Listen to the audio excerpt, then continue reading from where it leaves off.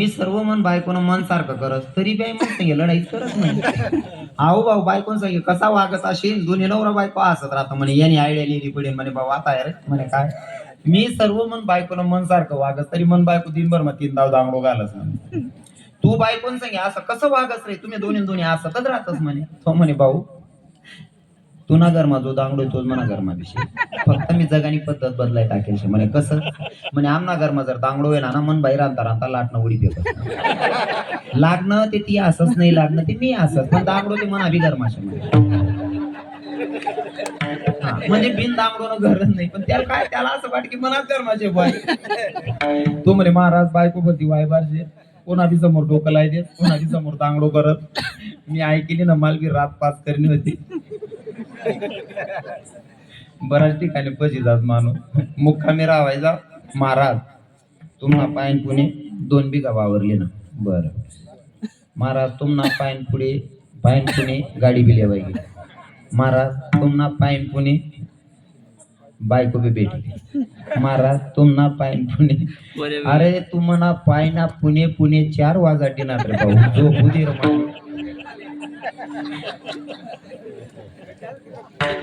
तुम्हाला पायना पुणे तुम्हाला पायना प्रत्येक ना घरमा दांगडो राहत नेमका ज्या घरमा जेवण होतं जेवणले पसान पहिले त्या बोनपड सांगते ना महाराज मन बायको बद्दी कटकट करस ती चिडचिडे कदाचित ते नाका दिमागवर असरशे कोणा बी समोर लढाई करस म्हणे त्या बोनपड सांगते ना बसनोत रातले जेवणले दोन्ही जण बसेल होतो मी पहिलाच घास उचला तिथला मग तो भाऊ ताटवरते उठून डायरेक्ट जे नावाटे 10 भाव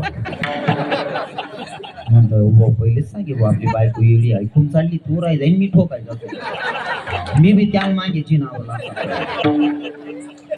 त्याने माल देख म्हणे का हो महाराज तुम्ही का उन्हात म्हणता भाऊ तू पै उन्हातून मागे मी बी पै उन्हा हो महाराज खाली रेंना प्रॉब्लेम आहे म्हणजे वर उन्हा म्हणे हो आपार खाली काय जाता रे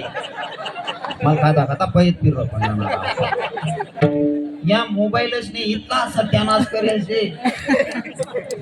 कल्पना बाहेर इथला येडापणा झालेला मोबाईलच जाऊन तुमले या मोबाईलचे लोक इथला येडा करेल ना कल्पेश बाबा मोहन बाबा इथला येडा करेल एक भाऊ मोबाईल मा व्हॉट्सअप चालवता संध्याकाळी ड्युटी करी ना दुसरा घर मा घुशी घ्या तर त्याला संबंध नाही कोणा दुसरा घर मा घुशी घ्या बशी घ्या खुर्चीवर आणि आई माय बी टीव्ही दका माय येडी होती हिला असं वाटणं मालक अजून आई बहिणी बी चहा ठेवी ना चहा ना कप त्यान पुढे ठेवी ना यानी चहा ना कपली ना पेवान टाइमले वर दकस बापरे पिऊ की दुसरा घर नाही रे आप्पा आपण दुसरा घर माई गोतरे आता पटकन निघ नाही ते घर ना मालक कोणा ती कोणता शिवाय राहावं म्हणे अव घर ना बाहेर निघी राहता याना घर माई निघाना गाव त्यांना घर माई येवाना गाव मालक ना यांनी यांकडे देख अव निघणार निकडे घर मा घुसता यांनी यांकडे देख आव त्याने इतर आणता मी का तुम ना घर मा गोशी म्हणे कारण आव बी फेसबुक चालाय राहिला इथला येडा जाय शकलो की मोबाईल मा बाबा हिशोब ना बाहेर येडा पण देखा या मोबाईलच मुळे इथला सत्यानाश ना या मोबाईलच नाही काही गोष्टी चांगल्या करेल पण वाईट बी भयान होई राहण्यात बरं तुम्ही नुसता रात्री लघु शंकाल उठा 2-2:30 वाजायला लघु शंकाल लगवी वय गेलो मग सहज ते काय डोळ्या लागतात नाही ना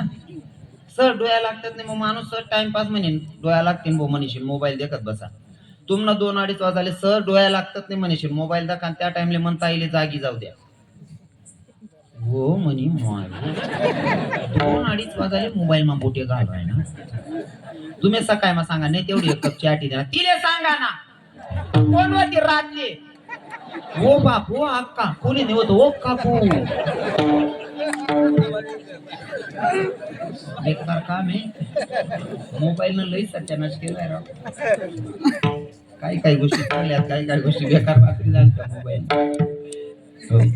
पहिले निरोप सांगायला माणूस धाडत माणूस मोबाईल नाही होता पण निरोप सांगायला जाणारा माणूस सुद्धा समजदार आणि हुशार लागे बर नेमका म्हणा मी दाखलपणे ऐकेल देखील मी दाखला होतो म्हणा आजी मरानंतर मन चुलत काकाला सांगा म्हणे देख रे अण्णा सखूबाई लई मन दाखले आज त्याला सखूबाई लई बर म्हणे हा म्हणे अण्णा काका म्हणे मी लई म्हणे देख ती पोरणा बाप माय मागायला जीव होता तिला गाबरा नको सांगतो बरं माय मरी गे असं नाही ती पोरले झटकाई जाईल ती पोरच मर जाईल नेमन सांगतो तुम्ही मला लक्ष काढा बरोबर करू बाकी 150 ना राहता ऐकतात काय इथला 150 ना राहतात एक बाईने चुलत सासूल बोलायला सगळी सासू ती मर झालो ती चुलत सासूल बोलायला ना म्हणे आत्या म्हणे काय होईल म्हणे मला पुरण पैसे काढल्या म्हणे काय नाही सोपं राहत म्हणे काय उडीने दाशी जा टाकू मी चेक कराय तू जागेचे का झोपी घ्या अरे बरं अंदाशी जा टाकू बाई तुला गुड नाही करणे होती गुड टाकानं साखर नाही करणे असं साखरनं पुरण बनव दाळ शिजाडले दाळने मस्त पुरण बनायले पीठ इथला पिठले इथलं मीठ लेवानं नमक लेवानं असं व्यवस्थित सांग राहील बरं का पीठ मडी लेवानं आणि मग पुऱ्या टाकाले बसानं कशा पुऱ्या टाकानं आई सांगी राहील तिथला मग ती सुनबाई म्हणे आत्या पुढे ना मला बटा माहिती तुम्ही जावा म्हणे मग आत्याला बी काय देत ना आत्या म्हणे शिलगाव तुम्ही 150 तू निघी गई आत्या घर आणि आई बहीण पायटा मग पुरण बी बनायली ना पीठ बी मडीली ना पुऱ्या टाकाल बटणी पण ते ऐकेलंच नव्हतं पुरण मध माहीन भरा ना का वरथेन भरा दुपार ना 2 लगून पुऱ्या टाकत बटणी पुरी ना टायात बटना 150 ना लोक फसतात बरं मालपट माहिती वाला मग काकाला सांगित म्हणा काका बाबा देख रे अण्णा नेमन सांगतो बरं रे घाबरावू नको बरं मी बरोबर करली मला कशी कळा म्हणा घ्या मन काका म्हणा आत्याला लेवाले म्हणे सगूबाई काय रे अण्णा कथा होणार काय नाही बहीण म्हणे खेत बैले लेवाल जायरा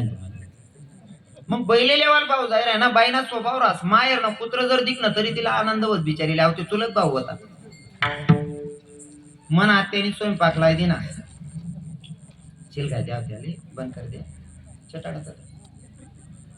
ते फोन आपल्या शिलगाय द्या